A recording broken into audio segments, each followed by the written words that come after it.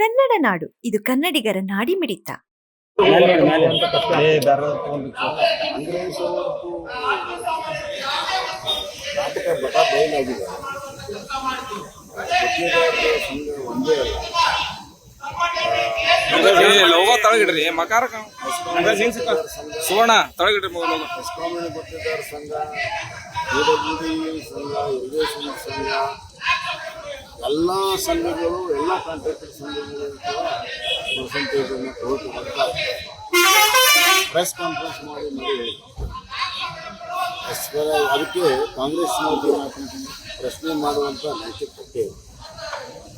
ಇನ್ನು ಚಂದ್ರು ಲಮಾಣಿದು ಅಲ್ಲಿನೂ ಕೂಡ ಗುತ್ತಿಗೆದಾರ ಸಂಘದ ಎಲ್ಲ ಸದಸ್ಯರು ಯಾವುದೇ ರೀತಿ ತೊಂದರೆ ಕೊಡದಂಗೆ ಅಭಿವೃದ್ಧಿ ಕೆಲಸವನ್ನು ಮಾಡ್ಕೊಂಡು ನಿಂತಿದ್ದಾರೆ. ಇದೊಂದು ಷಡ್ಯಂತ್ರ. ಅವರಿಗೆ ಒತ್ತಾಯಪೂರ್ವಕವಾಗಿ ಕೊಡುವಂಥ ಪ್ರಯತ್ನ ನಡೆದಿತ್ತು. ಕೆಲವೆಲ್ಲ ಆಡಿಯೋ ಗಿಡ ಕೂಡ ಹರಿದಾಡ್ತಾರೆ. ಎಲ್ಲ ಹಿನ್ನೆಲೆಯಲ್ಲಿ ಮತ್ತೆ ಹಣ ಅವ್ರ ಕಡೆ ಸಿಕ್ಕಿಲ್ಲ. ಅದು ದವಾಖಾನೆಯಲ್ಲಿ ಎಲ್ಲ ಥರ ದರನೂ ಬರ್ತಾರೆ. ಹೀಗಾಗಿ ಅದರಲ್ಲಿ ಯಾವುದೂ ಸ್ಪಷ್ಟತೆ ಇಲ್ಲ. ಈಗ ಲೋಕಾಯುಕ್ತರು ಕೇಸ್ ಹಾಕಿದ್ದಾರೆ, ಅದು ತನಿಖೆ ಆಗ್ತದೆ. ತನಿಖೆ ಆಗಲು ಸತ್ಯಾಸತ್ಯ ಹೊರಗೆ ಬಂದಿದೆ. ಆದರೆ ಷಡ್ಯಂತ್ರ ಮಾಡಿರುವಂಥದ್ದು ಮೇಲ್ನೋಟಕ್ಕೆ ಭಾಳ ಸ್ಪಷ್ಟ ಆಗ್ತದೆ.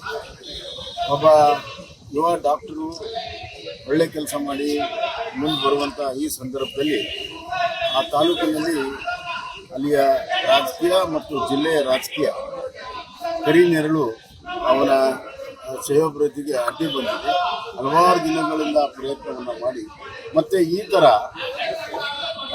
ಲಂಚ ಕೊಡುವ ಒತ್ತಾಯವನ್ನು ಮಾಡುವುದು ಕೂಡ ಕಾನೂನಿನ ಅಡಿಯಲ್ಲಿ ತಪ್ಪು. ಪ್ರಿವೆನ್ಷನ್ ಆಫ್ ಕರಪ್ಷನ್ ಆ್ಯಕ್ಟ್ ಇವತ್ತು ಆಸೆ, ಲೋಭ, ಆಮಿಷ ತೋರಿಸುವಂಥದ್ದು ಮತ್ತು ಲಂಚ ಕೊಡುವುದು ಕೂಡ ಭಾಳ ದೊಡ್ಡ ತಪ್ಪು.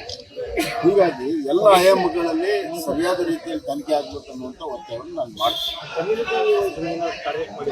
ಅಲ್ಲ, ಅದು ಎಲ್ಲವೂ ಅದರಲ್ಲಿ ಸೇರಿದೆ, ಎಲ್ಲವೂ ಸೇರಿದೆ. ಆದ್ದರಿಂದ ಸಮಗ್ರ ತನಿಖೆ ಆಗಬೇಕು. ಯಾವುದೇ ಒಬ್ಬರ ಒಂದು ಸಾರ್ವಜನಿಕ ಜೀವನವನ್ನು ಈ ರೀತಿ ಷಡ್ಯಂತ್ರದಿಂದ ಮುಗಿಸುವ ಪ್ರಯತ್ನ ಅದನ್ನು ಯಾರೂ ಕೂಡ ಒಪ್ಪುವಂಥದ್ದಲ್ಲ. ಅಂಥದ್ದನ್ನು ಯಾರೂ ಕೂಡ ಪ್ರೋತ್ಸಾಹ ಮಾಡಬಾರ್ದು, ಖಂಡಿಸ್ಬೇಕು. ಸರ್, ಮುಂದೆ ಸಿದ್ದರಾಮಯ್ಯ ಟ್ವೀಟ್ ಅನ್ನು ಮಾಡಿದ್ದಾರೆ. ಪ್ರಮುಖವಾಗಿ ಹಿಂದುಳಿದ ವರ್ಗದ ನಾಯಕರನ್ನ ಪಟ್ಟಬದ್ಧ ಹಿತಾಸಕ್ತಿಗಳು ಕೂಡ ತುಳಿತಾ ಇದ್ದಾರೆ ಅನ್ನೋ ನೋಡಪ್ಪ, ಒಂದೇ ಒಂದು ಮಾತು ಹೇಳ್ತೀನಿ. ಸಿದ್ದರಾಮಯ್ಯ ಅವರು ಅವ್ರಿಗೆ ಅನ್ಯಾಯ ಆಗಿದೆ.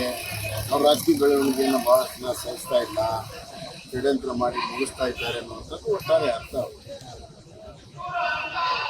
ಈಗ ಅವರು ದೇವರಾಜ್ ಅರಸು ಅವರ ಅವಧಿಯನ್ನು ಮೀರಿ ಒಂದು ದಾಖಲೆಯನ್ನು ಮಾಡ್ತಾರೆ. ಆ ಥರ ಅನ್ಯಾಯ, ಆ ಥರ ಆಮಿಷ, ಆ ಥರದ ಷಡ್ಯಂತ್ರ ಮಾಡಿ ಅದರ ಪರಿಣಾಮವಾಗಿ 7 ವರ್ಷ ಮುಖ್ಯಮಂತ್ರಿ ಸ್ಥಾನ ಸಿಗ್ತದೆ ಅಂತಂದರೆ ಬಹುತೇಕವಾಗಿ ಎಲ್ಲರೂ ಕೂಡ ಅಂಥ ಅನ್ಯಾಯ, ಷಡ್ಯಂತ್ರ ಆಗಲಿ, ನಾನು ಕೂಡ 7 ವರ್ಷ ಮುಖ್ಯಮಂತ್ರಿ ಆಗಲಿ ಅಂತ ಕೇಳ್ಕೊಳ್ತೀನಿ. ಈ ಅತಿ ಹೆಚ್ಚು ಮುಖ್ಯಮಂತ್ರಿ ಅವಧಿಯನ್ನು ಮಾಡಿದವರೇ ಅನ್ಯಾಯ ಆಗಿದೆ ಅಂತಂದರೆ ಇವತ್ತು ಅವರ ಅವಧಿಯಲ್ಲಿ ಹಿಂದೂ ವರ್ಗಕ್ಕೆ ಏನಾಗಿದೆ ಅದರ ಲೆಕ್ಕ ಕೊಡಬೇಕು. ಈಗ ಸಿದ್ದರಾಮಯ್ಯ ಅವರು ಲೆಕ್ಕ ಕೊಡೋ ಸ್ಥಾನದಲ್ಲಿದ್ದಾರೆ.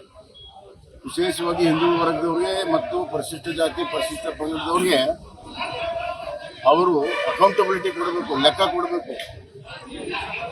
ಮತ್ತು ಎರಡನೇದಾಗಿ ಈ SC ಮುಖ್ಯಮಂತ್ರಿ ಮಾಡುವಂಥದ್ದು ಮಾತಾಡ್ತಾರೆ. ಭಾಳ ಹಲವಾರು ವ್ಯಾಖ್ಯಾನ ಬರ್ತಾ ಇದ್ದಾರೆ. ಸಿದ್ದರಾಮಯ್ಯವರು ಮಾಡಿದ್ದಾರೆ, ಮಾದೇವಪ್ಪರು ಮಾಡಿದ್ದಾರೆ. ನಾನೊಂದು ಮಾತನ್ನು ಹೇಳ್ತೀನಿ, ಸಿದ್ದರಾಮಯ್ಯ ಮತ್ತು ಮಾದೇವಪ್ಪ ಕಾಂಗ್ರೆಸ್ಸಿಗೆ ಇಂಪೋರ್ಟೆಡ್, ಹೊರಗಡೆಯಿಂದ ಇಂಪೋರ್ಟೆಡ್ ಕಾಂಗ್ರೆಸ್ಸಿಗರು, ಒರಿಜಿನಲ್ ಕಾಂಗ್ರೆಸ್ಸಿಗರು ಬಸವಲಿಂಗಪ್ಪ ಅವರು,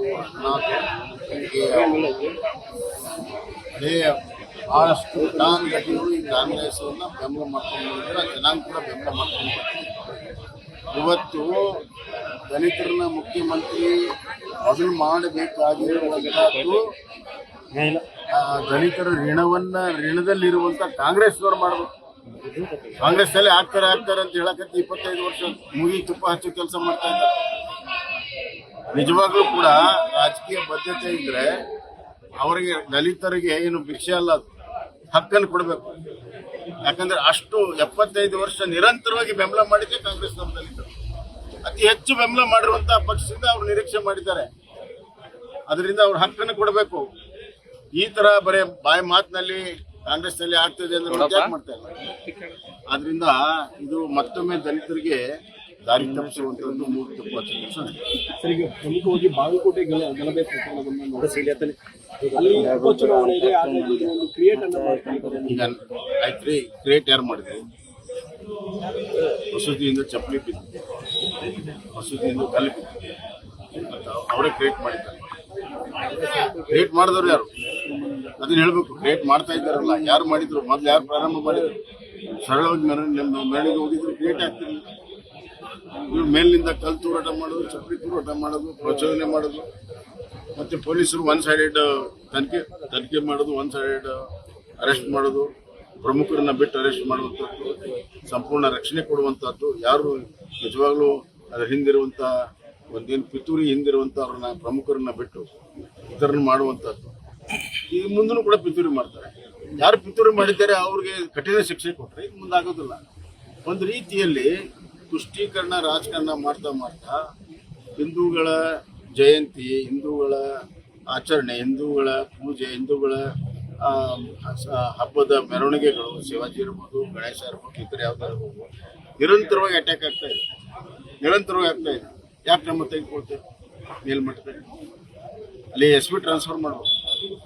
ಅವ್ನಿಗೆ ಏಟು ಬಿದ್ದರೂ ಏಟು ಬಿದ್ದಿಲ್ಲ ಅಂತ ನಾವು ಎಂತ SP ಅವ್ನಿಗೆ ಏಟು ಬಿದ್ದಿದೆ, ಮಾಧ್ಯಮದಲ್ಲಿ ತೋರಿಸಿದ್ದಾರೆ, ರಕ್ತ ಬಂದಿದೆ, ನನಗೇನು ಆಗಿಲ್ಲ ಅಂತಾನೆ. SP ಇಂದ ಹಿಡಿದು ಎಲ್ಲ ಪೊಲೀಸ್ ಆಫೀಸರ್ ಅಲ್ಲಿಂದ ಟ್ರಾನ್ಸ್ಫರ್ ಮಾಡ್ತಾರೆ. ಸಬ್ಸ್ಕ್ರೈಬ್ ಮಾಡಿಕೊಳ್ಳಲು ಕೂಡಲೇ ಪಕ್ಕದಲ್ಲಿ ಕಾಣುವ ಬೆಲ್ ಐಕಾನ್ ಕ್ಲಿಕ್ ಮಾಡಿ ನೋಟಿಫಿಕೇಶನ್ ಪಡೆಯಿರಿ.